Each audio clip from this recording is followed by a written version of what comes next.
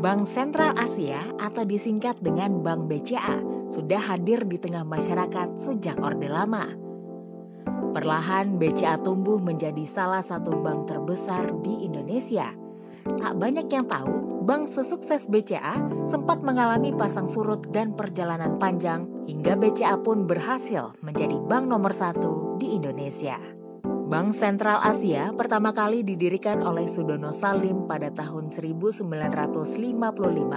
dan mulai beroperasi pada tanggal 21 Februari 1957. Sebelumnya, Lim Siu Leong, nama asli Sudono Salim, pada tahun 1954 telah mendirikan bank yang diberi nama Bank Windu Kencana. Namun sayangnya, ia tidak meraih kesuksesan. Ia kemudian mencoba mendirikan bank lagi pada Oktober 1956 dengan nama NV Bank Asia. BCA resmi didirikan di Indonesia dengan nama Bank Sentral Asia NV. Tahukah Anda bahwa BCA pada awalnya didirikan sebagai perusahaan tekstil? Perusahaan tersebut berlokasi di Semarang dengan nama NV Perseroan Dagang dan Industri Factory pada tanggal 10 Agustus 1955. Pada mulanya, bank ini hanya bermodalkan Rp1.050.000 dengan 4 pemegang saham, yaitu Gunardi, Suwandi, Aminah Lubis, dan Raden Ayu Sofia. Kemudian pada tanggal 21 Februari 1957, perusahaan ini berganti nama dan berpindah lokasi di Pusat Perniagaan Jakarta Barat. Tanggal inilah yang secara resmi dianggap sebagai hari kelahiran BCA. Pada saat itu, BCA lahir dalam kondisi yang sebenarnya sulit di Indonesia. Perbankan swasta nasional banyak dipengaruhi oleh unsur politik dan semata-mata didirikan untuk mengumpulkan dana demi kepentingan politik. Di tahun tersebut, banyak pula bank swasta nasional yang kolaps. Hal tersebut dikarenakan masyarakat lebih percaya kepada bank-bank Belanda. Pengelola bank swasta kewalahan mengelola bank secara profesional. Berbagai hambatan pun sempat dihadapi oleh BCA di industri perbankan. Beberapa di antaranya seperti devaluasi mata uang, kebijakan pemerintah, dan perilaku masyarakat yang belum terbiasa menggunakan jasa perbankan. Belum lagi kendala infrastruktur yang menghambat dari segi operasional. Di tahun 1975, BCA mulai mengalami kekhawatiran dengan berbagai masalah yang dihadapi. Sudono Salim selaku pendiri BCA mencari seorang bankir profesional. Di masa itu, Mokhtar yang sudah punya reputasi besar di bidang perbankan didekati oleh Om Lim untuk urusan bisnis. Ia hadir sebagai penyelamat Bank BCA. Mokhtar pun mulai mengelola dan mencoba memperbaiki sistem kerja BCA. Sistem pertama yang diperbaikinya adalah pengarsipan. Karena baginya, arsip merupakan tonggak pertama dalam perbankan. Hanya dalam jangka waktu 6 bulan, aset BCA bisa berada di urutan ke-6 sebagai bank perdagangan di Indonesia. Ia pun menjadi orang kepercayaan Om Lim di BCA. 5 tahun berikutnya, 1980, BCA diizinkan menerbitkan dan mengedarkan kartu kredit. Inilah kartu kredit pertama yang digunakan di Indonesia serta berlaku secara internasional. Kesuksesan BCA menjadi besar saat Sudono Salim dan Mokhtar Yadi melakukan kolaborasi apik. Mokhtar yang merupakan seorang profesional dan memiliki reputasi besar di bidang perbankan direkrut oleh BCA. Sudono Salim atau Om Lim memberi kepercayaan penuh kepada Mokhtar. Selama 15 tahun, Mokhtar kemudian menggunakan kepercayaan itu dalam memimpin perusahaan untuk membesarkan BCA. Ia juga membentuk budaya perusahaan BCA yang menjadi aset utama organisasi ini. Budaya itu ialah sikap profesional tanpa meninggalkan prinsip kekeluargaan. Pada tahun itu, aset BCA mencapai 100 miliar rupiah. BCA terus berusaha mengupayakan kinerjanya yang baik sampai pada tahun 1980-an, BCA telah menjadi salah satu bank swasta terbesar di Indonesia dan berhasil membenahi organisasi serta sistem kerja BCA. Hal-hal yang dibenahi mulai dari peningkatan pengawasan, pegawai yang kembali dididik, hingga pengembangan komputerisasi. Setelah membesarkan nama BCA, Muchtar Yadi pada 1991 akhirnya memutuskan keluar secara baik-baik dari BCA. Ia keluar dari BCA tanpa tangan kosong. Sebelumnya, ia sudah membangun Lipo Bank pada tahun 1989. Lipo Bank yang merupakan gabungan dari Bank Perniagaan Indonesia (BPI) dan Bank Umum Asia dibeli oleh Muchtar Yadi pada 1981. Untuk lebih membesarkan namanya, BCA pada tahun 1995 membangun 450 kantor cabang dan cabang pembantu. Bahkan BCA memperluas jaringannya hingga ke New York, Singapura, dan Hong Kong. Pada tahun 1997, BCA melakukan penggabungan dengan dua bank. Salah satunya ialah Bank Gemari yang dimiliki oleh Yayasan Kesejahteraan Angkatan Bersenjata Republik Indonesia. Kantor Bank Gemari pun kemudian dijadikan kantor cabang BCA. Penggabungan itulah yang membuat BCA akhirnya bisa menjadi bank devisa. Bank sebesar BCA ternyata memiliki masa-masa suram dan hampir bangkrut. Tahun 1997-1998 merupakan tahun terberat bagi BCA. Pada saat itu terjadi krisis moneter yang menyebabkan Salim Group kehilangan BCA. Tahun itu pun menjadi momentum gerakan reformasi yang mengakhiri rezim Soeharto. Pengamat memprediksi jatuhnya Soeharto pertanda akan menyeret kejatuhan grup Salim yang notabene adalah sahabat baik Sudono Salim. Keadaan itu semakin diperburuk oleh penarikan dana besar-besaran dari nasabah dan penghancuran banyak kantor BCA di berbagai cabang. BCA dinyatakan sebagai bank taken over pada 28 Mei 1998. Kemudian BPPN membentuk tim kuasa direksi yang dipimpin oleh Direktur BRI Johan Emir Setioso.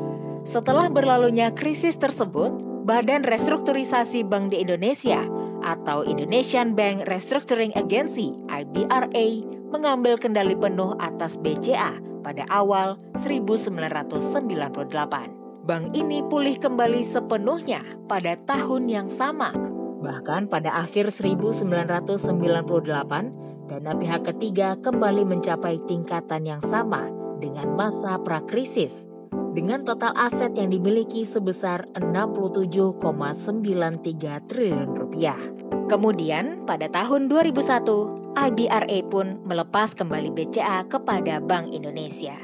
Beralihnya saham BCA diikuti dengan pernyataan BPPN bahwa grup Salim diwajibkan membayar sebanyak 35 miliar rupiah.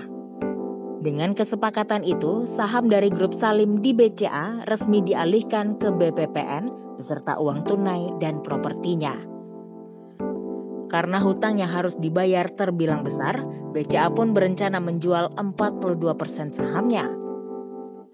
Penjualan saham BCA pada IPO berkisar antara Rp1.350 hingga Rp1.750 per lembar. Hal ini berarti target perolehan maksimal BPPN mencapai Rp1,54 triliun, jauh di bawah target Rp3 triliun. IPO pun ditunda dan dilanjutkan oleh Kepala BPPN baru Cacuk Sudaryanto. Cacuk kemudian menurunkan harga patokan saham menjadi Rp1.400 dengan alasan investor tidak berminat dengan harga semula. Pada akhirnya, saham BCA resmi diperdagangkan di Bursa Efek Indonesia yang dulunya bernama Bursa Efek Jakarta. Saat itu BPPN mengumumkan dua calon penawar bank BCA yang masih bertahan, yaitu Konsorsium Standard Chartered dan Farallon Capital. Sedangkan dua calon lainnya, Konsorsium Bank Mega dan Konsorsium GKBI dinyatakan gugur. Akhirnya pada 30 September 2007, 51,15% saham BCA pun berpindah ke Konsorsium Varindo Investment Mauritius Ltd dan Farallon Capital Management LLC di bawah kepemimpinan Bambang Hartono Robert dan Budi Hartono. Sementara sisanya sebesar 46,72% dilepas ke publik dan 1,76% masih milik Antoni Salim. Sebagai bank transaksional yang besar, BCA selalu menawarkan jasa yang luas demi memenuhi kebutuhan para nasabah mereka. Rangkaian produk dan jasa yang ditawarkan BCA selalu inovatif dan memenuhi kebutuhan aktual. Cara itu dituangkan dengan memanfaatkan teknologi secara tepat guna. Di samping itu, kesolidan dalam tim, dukungan semua pihak, serta kinerja para atasan dan karyawan sangat dipegang teguh oleh BCA. Selain kinerja yang solid, BCA juga menekankan pentingnya mengejar tren teknologi yang sedang berkembang, yakni dengan merangkul finansial teknologi fintech untuk mendukung bisnis bank. BCA mendirikan Central Capital Ventura, perusahaan modal Ventura yang sengaja dibentuk untuk berinvestasi dan berkolaborasi dengan perusahaan fintech yang nantinya diharapkan akan mendukung ekosistem layanan keuangan BCA dan anak usaha. Ditambah lagi, BCA juga dinilai memiliki keunggulan dalam sistem pembayaran yang canggih dan inovatif. Inilah yang menjadi kunci kesuksesan BCA. BCA kini telah menjadi salah satu bank terbesar dan paling menguntungkan di Asia Tenggara. Keberhasilan ini didukung oleh faktor ekonomi Indonesia selama beberapa tahun terakhir. Bank ini terus bertumbuh dengan total aset sebesar 552 triliun rupiah. Apakah yang menyebabkan terjadinya pertumbuhan yang luar biasa ini?